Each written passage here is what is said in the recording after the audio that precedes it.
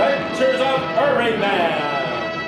Yes, it's Irvingman, strange visitor from California who came to Tacoma with powers and abilities far beyond ordinary YouTubers. Irvingman, who can change the most innocuous statement into a dumb joke, still lives in his childhood with his old TV shows, and who, disguised as Irving J. Funkelmeyer, fights a never-ending battle for laughter, music, and ad revenue. Superman's wife. We did this once before with Lois, and it turned out to be a dream sequence. Are we doing that again? Your name is Duke Barlow, right? Yeah. You and your pal Whitey Krell were caught robbing the Fifth National Bank? Yeah? Superman nabbed us in the act. Mr. Barlow there is hooked up to a polygraph, but he says he has nothing to hide. Yes, he's part of a big criminal organization. What Superman wants to know is, who runs this outfit? Who's the big boss? I couldn't tell you. We just get the orders from the top and go out and do like we're told. Yes, but who is he? What's his name? I couldn't say. All we know him by is Mr. X. Okay, start checking the phone book for last names beginning with X, and we'll investigate them all. Send Sergeant O'Hara in. Oh, one of the detectives working on your case? Yes, and one of the best on the force, and just as baffled as the rest of us. And when O'Hara's baffled, that's really something. You sent for me, Inspector? In a somewhat strange turn of events, Superman isn't shocked that the sergeant is a woman, doesn't immediately start talking down to her. He's almost treating her like a real person. Inspector Henderson tells me you've been working on the case of Mr. X. Yes, without much luck, I'm afraid. I've even been trying to get inside his organization, but I haven't been able to figure out a way yet. I see. Sergeant O'Hara, will you marry me? Yes, I know she's gorgeous, but really? Joy Lansing, Joy spelled with an I instead of a Y, spent a big part of her career as little more than eye candy. Her feminine assets started appearing at a very early age, so by her mid-teens she was already modeling. Hollywood took notice of those assets and picked her up for all kinds of roles, mostly uncredited, always so pubescent viewers could drool over her. She struggled through the 40s and early 50s to deal with the typecasting. It wasn't until 1955, when she'd landed a steady role on the Bob Cummings show, that people suddenly said, "Hey, this lady can act." After this episode, they were going to give her a recurring role in The Adventures of Superman, but the show was canceled before that could happen. So what we see is what we're going to get. How is it? In an exclusive interview with Lois Lane, Daily Planet reporter, Superman revealed his surprise marriage last night to Miss Helen J. O'Hara of this city. The newly wedded couple will reside at the bride's apartment on the 18th floor of the Beresford Arms. Lois certainly looks happy about it, as we might expect. I've always known how you felt about Superman, Miss Lane. I guess his marriage hit you pretty hard. Somehow, an exclusive interview isn't as good as a wedding ring. And you have to love how the paper would publish their new address and everything else.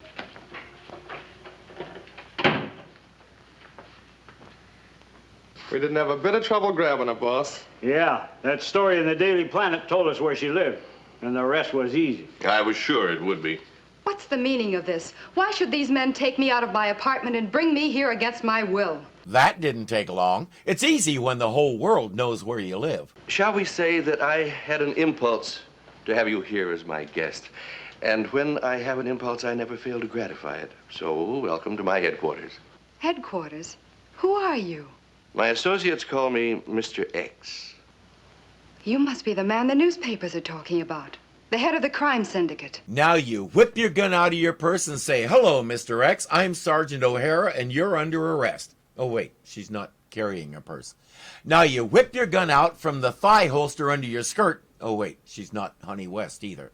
But Mr. X's plan is pretty obvious. You can't hold me prisoner here. You'll never get away with it. When my husband hears about this, he'll... Oh, he'll hear about it. I'm calling a friend of his right now to make sure that he does. But he won't do anything about it. This is one time that Superman is going to find himself quite powerless. Basically, as long as they're holding her hostage, Superman won't dare interfere with any of their activities. He calls Clark Kent and tells him to give Superman the message. He wouldn't dare harm Mrs. Superman. Oh, no? I wouldn't bet on that if I were you. Hello? Hello? Nobody on film can ever figure out what that noise means.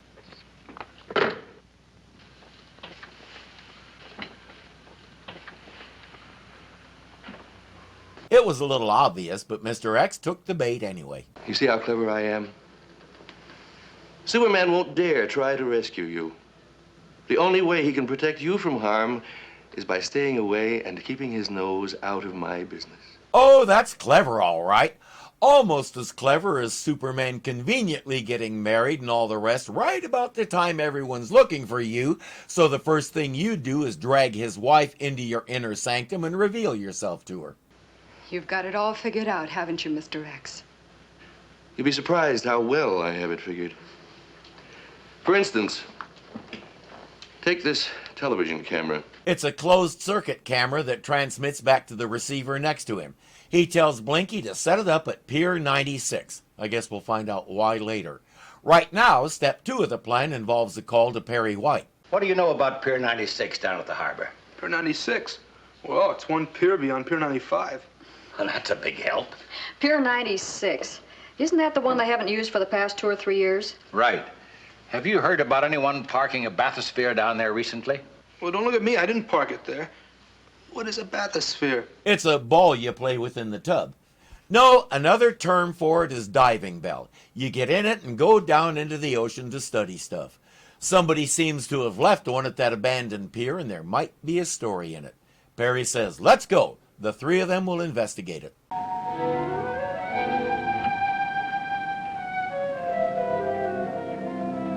This will be one of the biggest and most daring robberies this city has ever seen.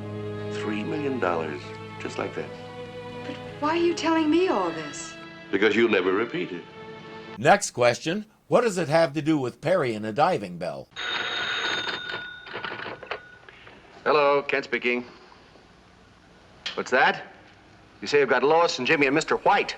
That's right. And since all 3 of them are friends of Superman, I thought perhaps you might like to warn him. They're inside the bathysphere, but the door is open and they can step out any time they want, so I'm not sure what the peril is. And why the camera? Miss Lane, come out of there. All set, boss.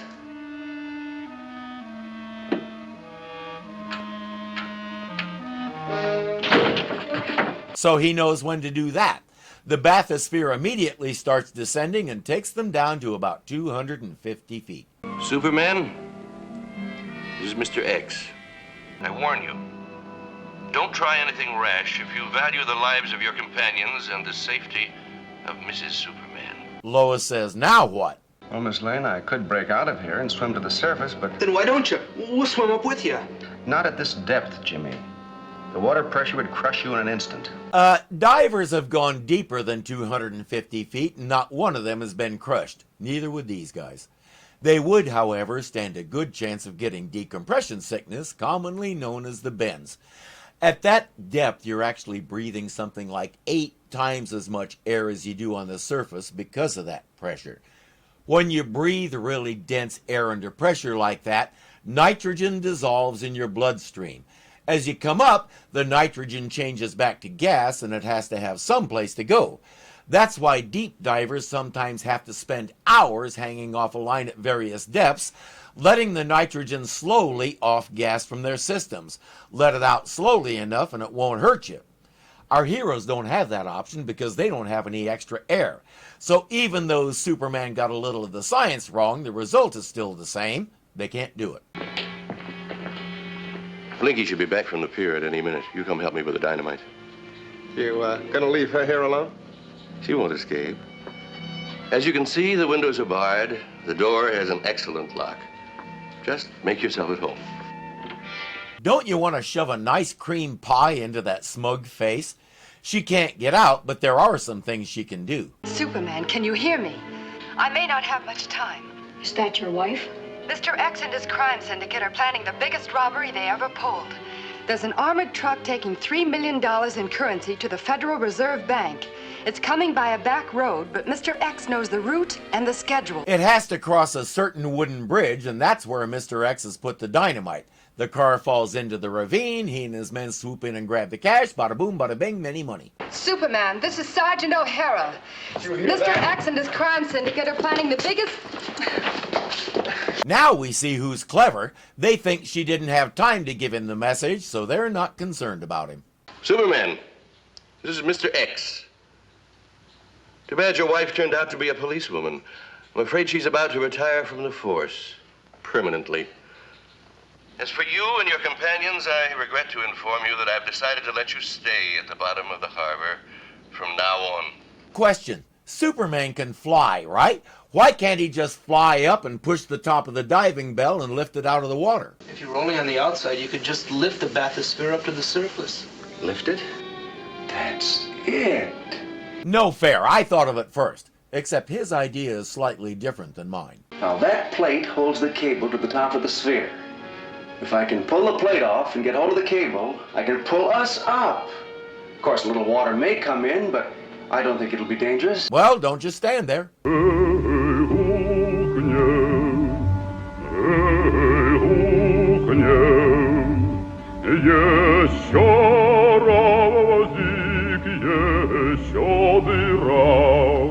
Mr. X and his crew are at the bridge. They've planted the dynamite and something else. The dynamite is right at her feet, so she gets to watch the fuse burn its way up to it. Whatever Superman does to Mr. X is way too lenient. He is one cruel even on the...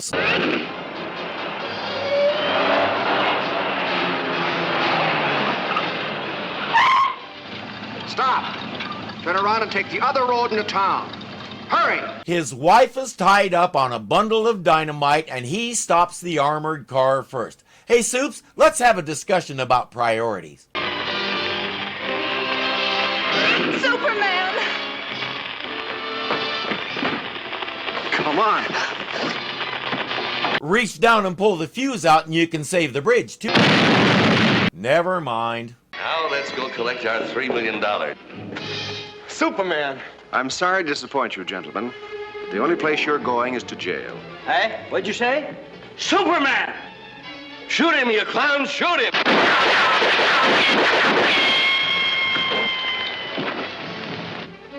Let's take a head count. One down from a ricochet of his own bullet. Another down after tripping over the first one. A third one with an empty gun and a suit he doesn't want to risk getting dirty. I think that's all of them. Superman and I weren't really married at all. He figured that if Mr. X thought we were married, he'd try to get at Superman through me. He figured right, and it almost cost you your life. That's my job, Mr. White. And I had to get inside the gang. Which she did. I'm not sure how much good getting in as a helpless hostage did, but she got in. You're a brave man, O'Hara. Golly, now that you're not married to Superman, I might ask you to marry me. Sorry, Jimmy, but in 1959, marrying another man was illegal. Oh, thank you. Thanks a lot, Jimmy. But I think I'll just wait around for Superman to ask me again. For real. Well, I feel I must warn you. You've got competition. Well, Jimmy, it looks like ordinary fellows like you and I don't have a chance anymore. These young ladies don't seem to think there's anyone in the world but Superman. Well, is there? That joke was a little cutesy, but it worked. Or they made it work. It made me laugh, put it that way. My acting award for the day goes to Noelle Neal as Lois Lane. Every time she's on screen, no matter what's happening, you can see the pain in her face because she's lost Superman. I sure hope he makes it! If he doesn't, it's all up with us. And your wife! Even during a crisis like that, it's right there in front of her mind like an angry hornet that won't leave her alone. From start to finish, I believed all of her hurt, anguish, despair, resentment. She brought it to life. Everyone did a good job on this. I wanted to kick Mr. X in the solar plexus so bad I could feel it. But Lois was the standout. Even at the end when they're laughing together, you can see that she's a little jealous of this buxom knockout who's already gotten to pretend she's married to Superman. Just how married did they pretend to be? Lois probably doesn't want to know. Hey everyone, thanks for watching. Be sure to click that like button and let me know you enjoyed this. And if you're not subscribed yet, you know what to do. You can also become a patron and help support this channel. The link is below. Thank you for watching.